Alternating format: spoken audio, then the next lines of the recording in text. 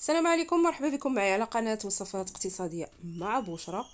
بالنسبة لاقتراح اليوم غادي نشارك معكم ان شاء الله بيتزا ناجحة 100%. كي كتشوفوا معايا بيتزا عائلية من العجين حتى الحشوة، وكذلك غادي نرافقوها بواحد العصير اللي كيخرج كمية كبيرة، عصير الحامض مع سكينجبير طري كميه كبيره، كيجي اكثر من رائع. انا متاكده الا جربتوهم بطريقتي غادي يوليو معتمدين عندكم. اول حاجه غادي نبداو بها هي نوجدوا العجين ديال البيتزا.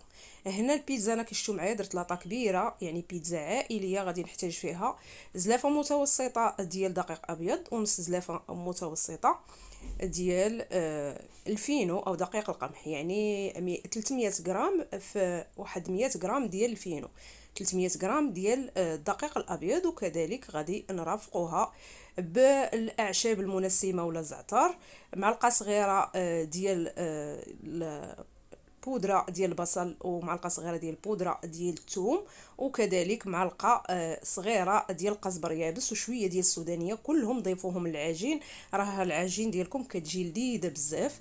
غادي نضيفوا لها معلقه صغيره ديال الملحه، معلقه كبيره ديال الخميره ديال الخبز على حسب الجو، واحد الياغورت طبيعي بدون سكر، وربع كاس حتى نصف كاس ديال زيت الزيتون. يعني جيد ما كان فيها زيت الزيتون راه كتجي طريه وبنينه بزاف. وكنعجنوا العجين بالماء الدافئ. بالنسبه للعجين كنعجنوه وكندلكوه وكنخليوه مرخوف كيتلصق في اليد. السر فيها هي العجين ديالها كيتدلك، كيكون مرخوف، وكيخمر الخمره الاولى واحد الخمره كامله، يعني حتى كيتضاعف الحجم ديالو. عاد دوزو كان يعني نشكلوه ونعمروه. هنايا كديروا العجانه ولا تعجنوا غير بيديكم، انا راه شاركت معكم العجين غير باليد. المهم دلكوه مزيان ويبقى كيتلصق في اليد، وتغطيه وخليوه حتى كيخمر مزيان. كان الجو بارد خليوه حتى نص ساعه، كان الجو دافي خليوه ما بين ربع ساعه 20 دقيقه. ملي يخمر مزيان ويضاعف الحجم ديالو. انا راه زربانه ما خليتوش مده طويله، خليوه نتوما تيخمر مزيان. خليته هنا غير ربع ساعه، وكان الجو يعني معتدل، ما بارد ما سخون. خديت لاطه اللي فرشت ليها الورق الخاص بالفرن بابي كويسون، دهنته بزيت الزيتون، وغادي ندوز ناخذ ديك يعني العجين ديغازيه، نحيد منه الهواء ونشكلو على شكل يعني واحد القريصه اللي غادي نشكلها بكل سهوله بالاصابع.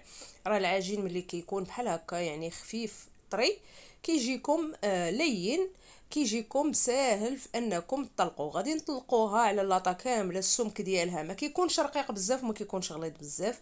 غادي نوريه لكم يعني السمك يكون، حيت مازال فيها الخميره مازال غطلع، يعني السمك يكون متوسط. كتقادوها مزيان. غادي ندخلها للفران 10 ديال الدقائق تشمع، عاد نخرجها نعمرها.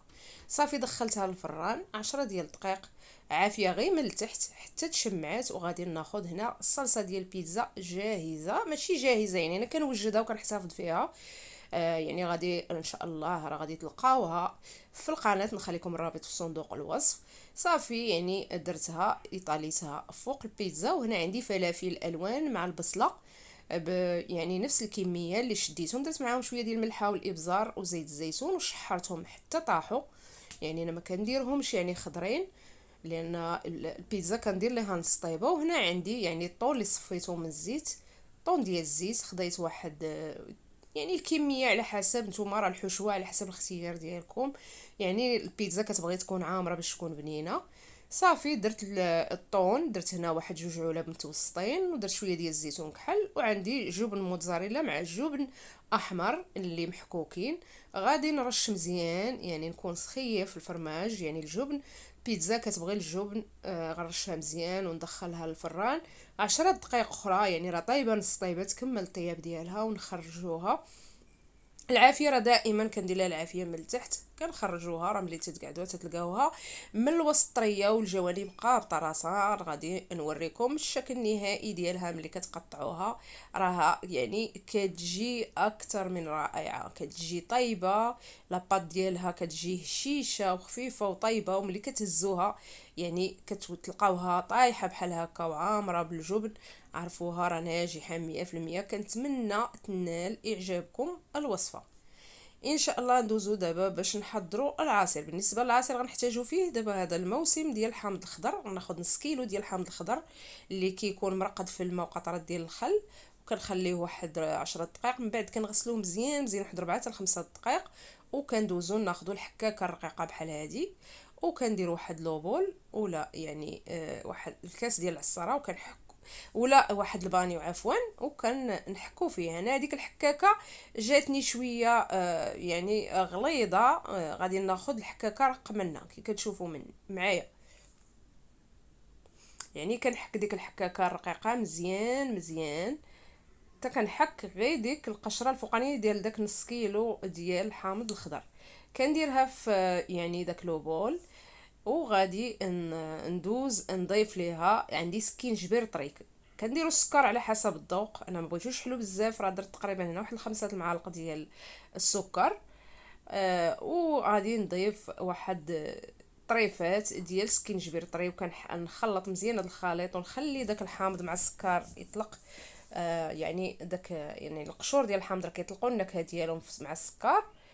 كيف قلت لكم انا ما كثرش السكر، والحلاوه راه كتبقى اختياريه. وكناخذ داك الحامض غادي نقشرو كامل، قشرته وحيت ليه الزريعه. ردوا البال من القشره البيضاء، والزريعه هي اللي كتطلق لكم المروره في الحامض. ضروري تحاولوا ما امكن تفليوه مزيان، تحيدوا منه الزريعه والقشور البيضين والخيوطه، كتضيفوه وكتقطعوه وكتضيفوه لهداك يعني القشور مع السكر. كتضيفوا 3 لتر ديال الماء، ضفت اللتر الاول اللتر الثاني وغادي نضيف اللتر الثالث، وغادي ندوز نطحن. اللي عنده بحال الطحال اليدوي الميكسور بغا كيطحن به، اللي ما عندوش كيدير كاس ديال العصاره وكيطحن كميه بكميه حتى كيطحن ديك الكميه اللي عنده كامله. عاد ندوزو نصفيوها، ضروري نصفيوها لان الفوق كيبقاو لي شوت.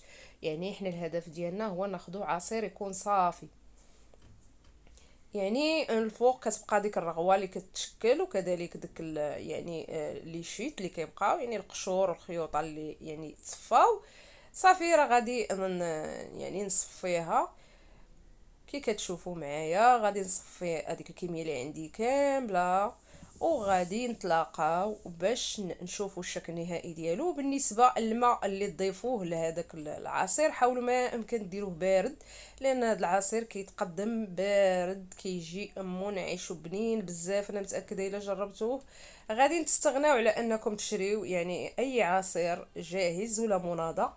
كيجي زوين، خصوصا الا درتو مع سكينجبير طري. ممكن ديروه غير بوحدو، ولكن مع سكينجبير طري كيعطي مذاق زوين. والاهم يعني صحي. المقادير ديال الوصفات راه غتلقاوهم دائما في صندوق الوصف، وكذلك وسائل التواصل الاجتماعي الخاصه بي. شكرا على المتابعه، والسلام عليكم.